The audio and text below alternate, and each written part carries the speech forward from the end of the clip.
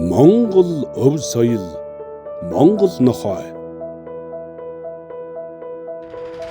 Уудам тал нутагт амьдрал өөрийн жамаар урсаж, салхи тэнгэрийн хаяаг нэвтүүлээж, хүм байгальтайгаа зэрэгцсэн орших энэ орчинд хүнийг ганцаарнгийн орхилгүй хамт байсан нэгэн амьд оршихгүй үеэс үед өвлөгдөн иржээ.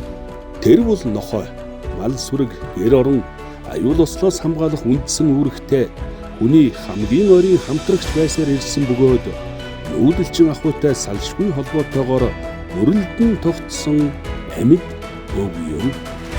Тал хээрийн удам орон зайд амьдрах нөхцөл нь нохойн үргийг улам тодорхой болгож, хүний амьдрал түүний ач холбогдлыг баттгхан өгсөн нь түүхийн явцад тод харагддаг. Монгол нохой гэдэг маань одоо Монголд байсан бүх нохоонуудыг одоо хэлэх болно те. За яг одоо хамгийн тодорхой байгаа хоёр үйлдэл бол Монгол онч тайг, Монгол анч банхар гэсэн хоёр үйлдэл бол байгаа. За энэ хоёроос гадна яг хуу чонн нохой гэдэг нэг нохой дурддагдаг. Гэхдээ яг одоогоор би өөрөө ч хараагүй. Ер нь бол түүх одоо археологийн юунаас нэрсээр гарсан тохиолдлууд бол байдаг. Монголоос бол одоо хамгийн эртний яг нохоон баримт байж магадгүй гэсэн одоо олдрууд бол бас нэрсээр байна. За жишээ нь бол Эгийн голын усан цэцгэлгэн станцын талбай чөлөөлөх энэ судалгааны явцад бол Эгийн голын тэр чулуумцгийн нурангаас бол нохоон яс гарсан гэж үзэж байна. Ер нь бол яг ингээ хүнтэй нохой юм уу ямар нэгэн чонны төрлийн ч юм амтан цуг ан хийж байгаа ч юм уу дүрслэн зургууд бол ерөнхийдөө хүрлийн үед хамааралтай байна. За тэгээд энэ зургуудаас ингээд ажиглаад харж байхад бол мэдээж бол хүн эхлээд гаршуулахаас өмнө магадгүй одоо чон юм уу аратаа амьтдын олзыг одоо өөртөө гүйцэхгүй амьтдыг одоо мэдээж энэ хурдан араатнууд унгасны дараа булаах маягаар эхэлжсэн байж магадгүй гэж судлаач нар үздэг байна. Ер нь ингээд хадны зургуудаас бол харж байхад нэг хэсэг тийм байдалтай зургууд үргэлжлэгдэж байгаад дараа нь бол одоо хавсарч ан хийж байгаа тийм төрслүүд бас нэлээд гарч эхэлдэг байна. За манайх бол яг ийм үндэсний хоёр үйлдвэртэй.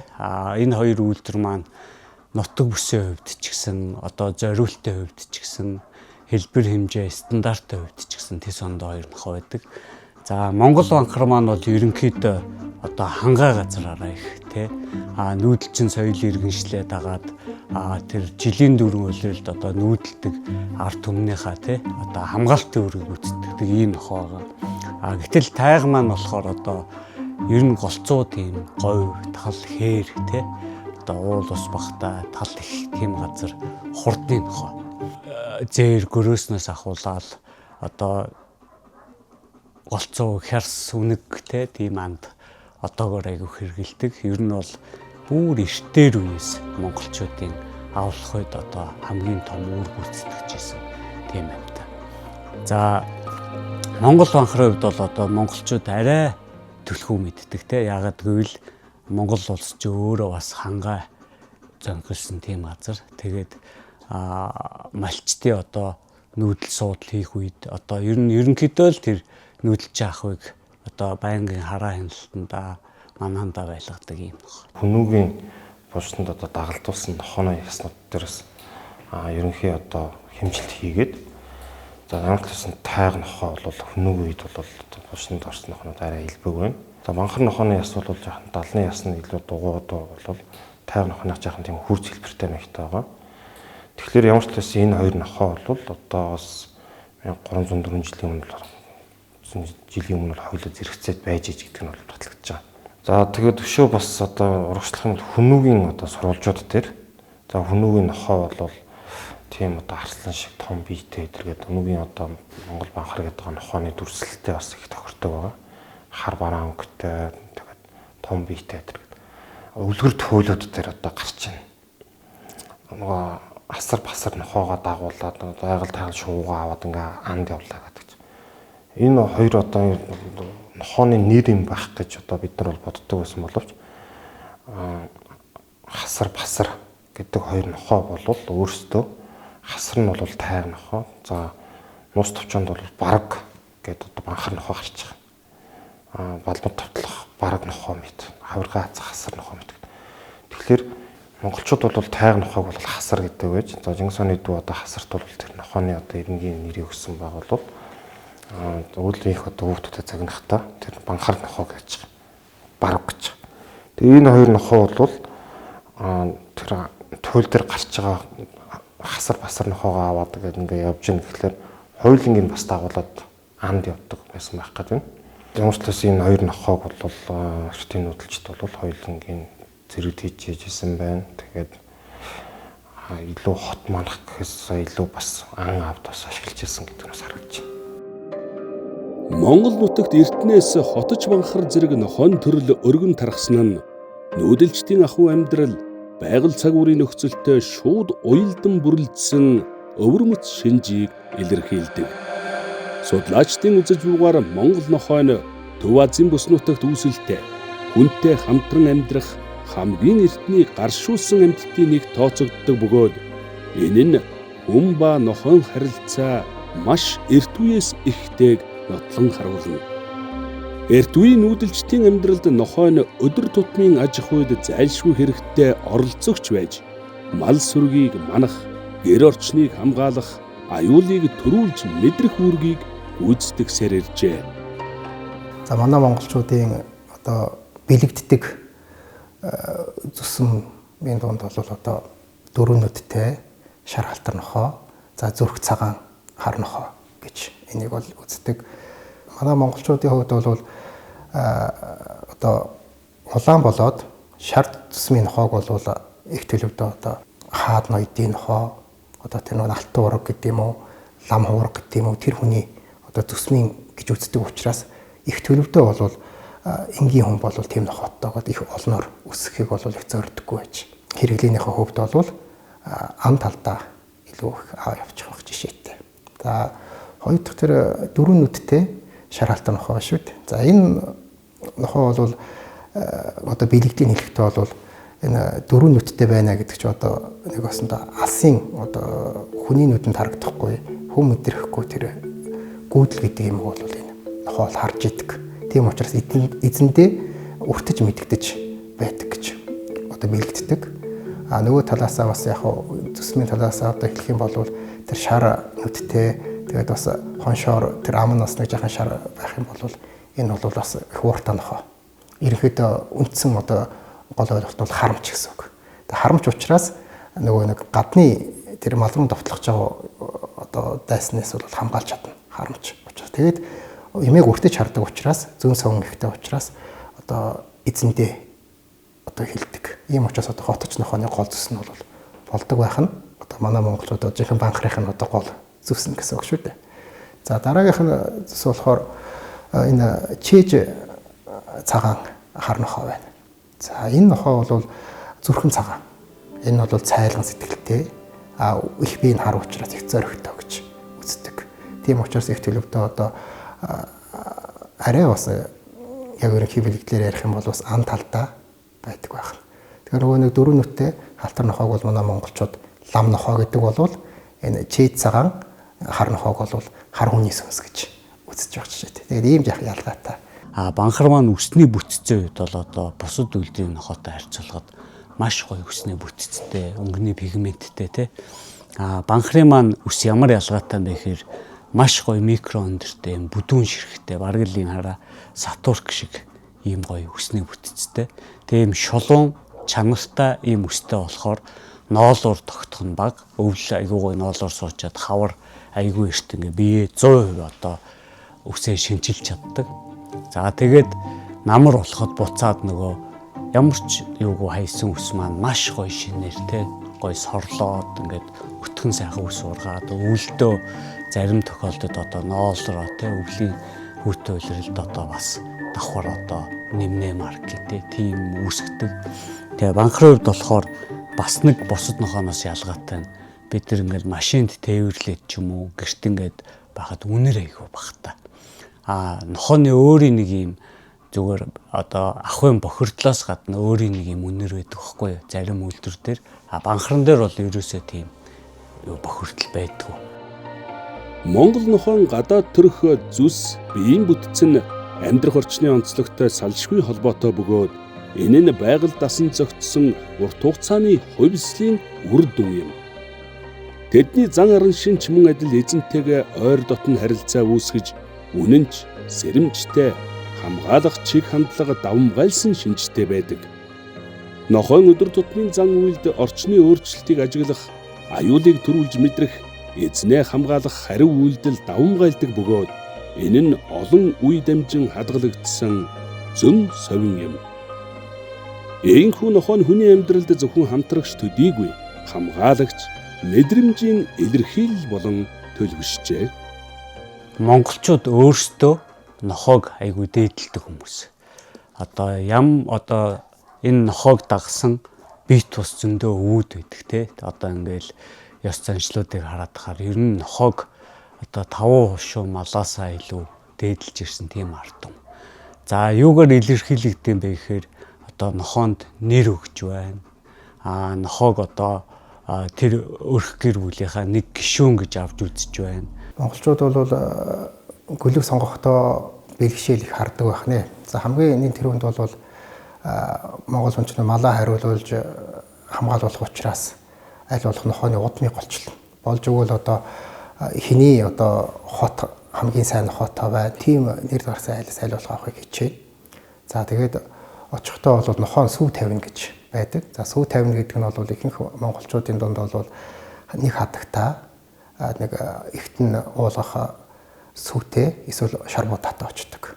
За зарим нутагт бол бас хадгаа дагалдуулаад жамс давс ч юм уу цөөхөн тохиолдол бол шүрмэс, малын шүрмэс зангидаад очих жишээтэй. Энэ юу хэлж ийнэ гэхээр бол ерөнхийдөө хадаг гэдэг бол хамгийн эдийн дэд учраас хадаг бол чин сэтгэл, буруу хар санааг илэрхийлнэ. За сүв гэдэг бол ихт нь бол өгж байгаа сүүнийх нь харамж нь гүйлгэж бол дими босаар аваагүй сайн санаж авч байна гэдэг. Ихт нь бол сүв будаа тэр долоолгодог байх жишээтэй. За ингэж гооч аав. За тэгээд монголчууд бол яг мөксатны зөв мэдгэдэгнийг харагдах юм бол яг ямар гүйлгийг сонгох вэ гэдэг бол их учиртай байж л те. За хамгийн монголчуудын хичээдэг зүйл нь бол тэр чэйжний гүйлг гэдгийг олох их хичээдэг байсан байна. За тэр чэйжний гүйлг нь ямар учиртай юм гэхээр тэр эхийн хэвлийн хамгийн тэр мухар хэсэгт нь их л хавчигдаж нэг баснд их тэмцэж тэнд байсан. Тэгээд гарахтаа бол хамгийн сүүлд гардаг. За бусад үйлгнүүдээс ер нь жоохон жижигтэрдүү.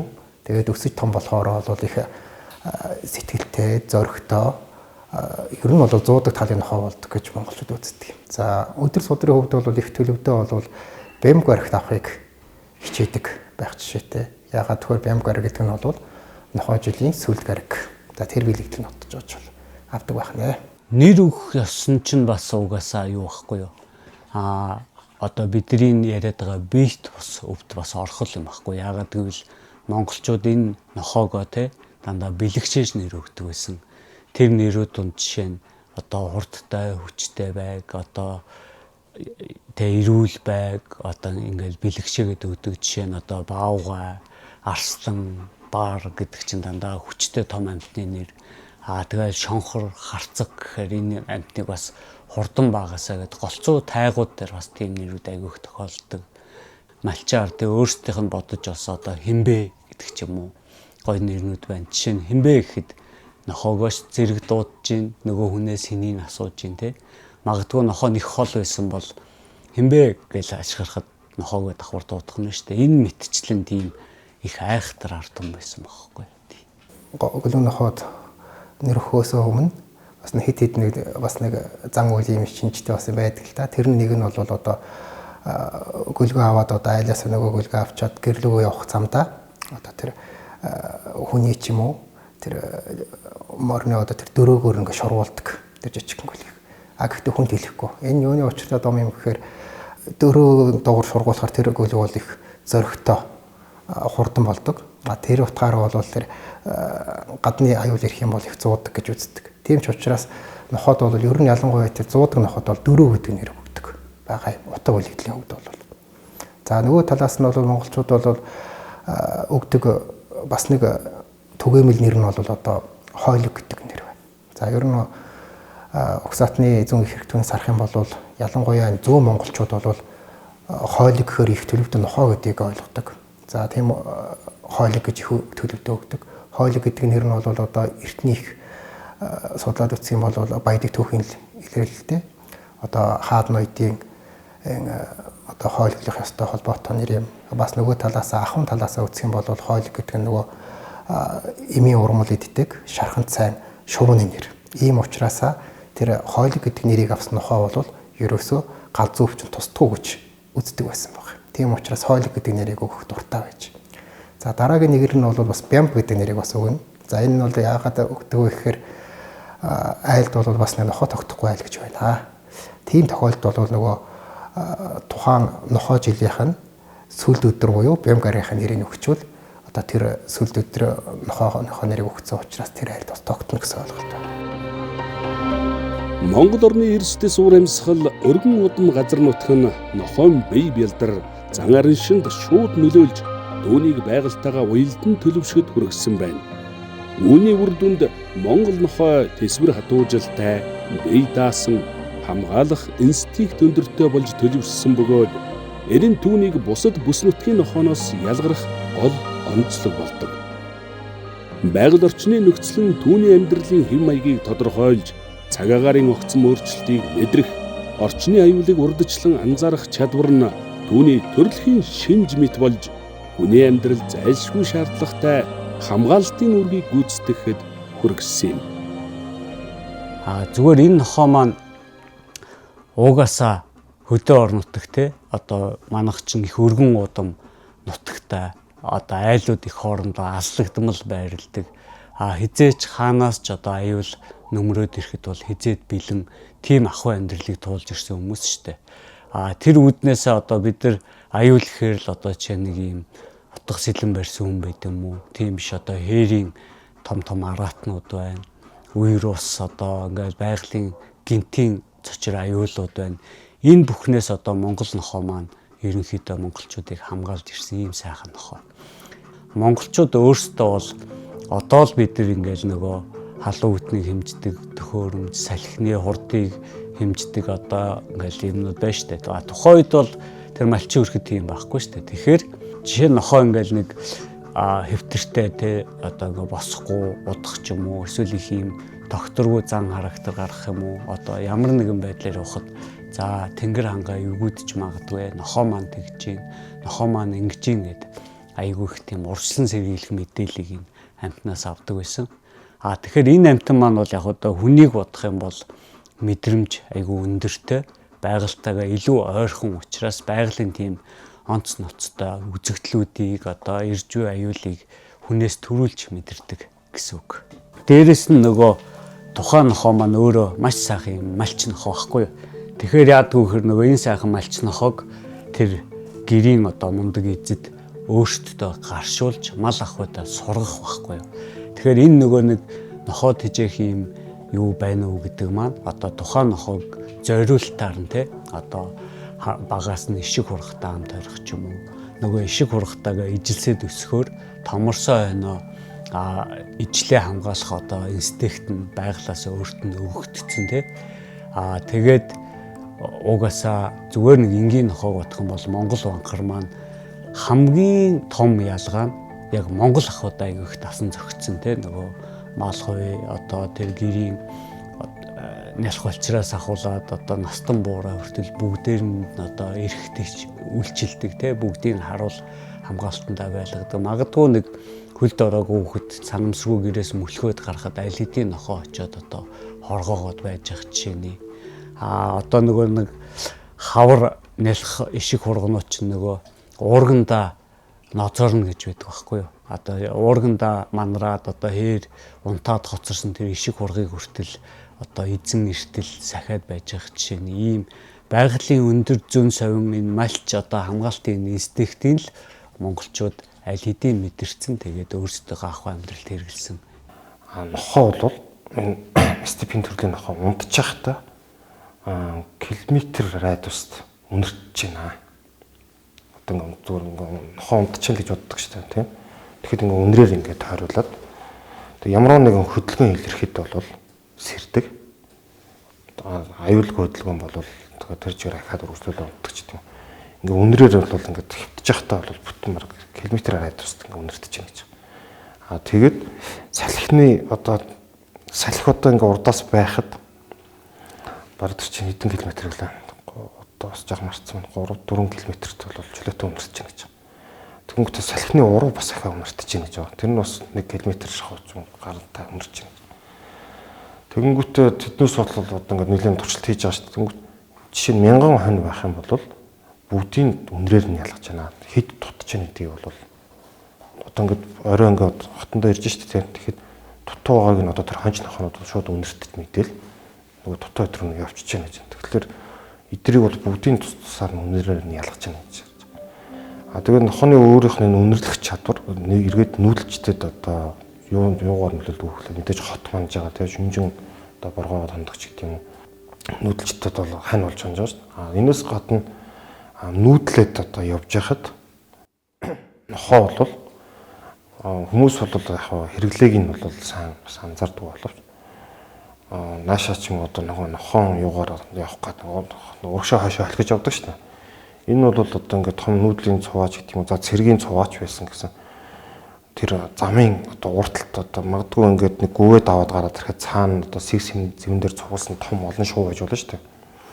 Шууд гараад ирэнгүүт тэднээс ингээд дэрх гэж нисэх юм бол цэргийн цуваа байсан ч гэсэн морд нь үргэж тэнгүүт нохоо бол урталт явж байгаа аялаад явж байгаа хүмүүсийн замыг бас ингээд цэвэрлж өгдөг.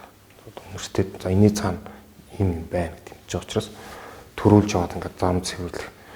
Альва нэг бүгд л морд хэмээ унаа явж байгаа учраас тэдрийг үргээхгүй байх ч гэдэг юм.